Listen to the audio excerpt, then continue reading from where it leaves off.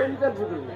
ఆ 14 సంవత్సరంలో లంకలో ఉన్న సీతను తెచ్చి మళ్ళీ ఏడుకుంటున్నారని తెలుగు ఏదనగా మాట్లాడుతున్నారట. ఎవడాడే ఇన్ని మాటలు ఎవడాడే ఇన్ని మాటలు దిగినగా పోతే చింతలు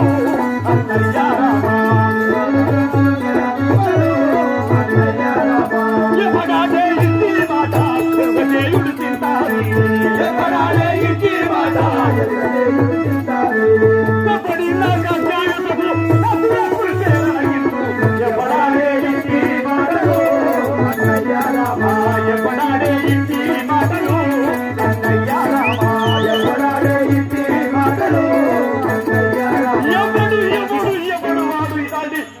కూతలు కూసిన ఆ యొక్క దుర్మార్గుని శిరంబుని ఇప్పుడైనా కరవాలమ్ముతో వేసి నీ వద్ద తెస్తానయ్యా, నాకు అనుజయము సోదరాయ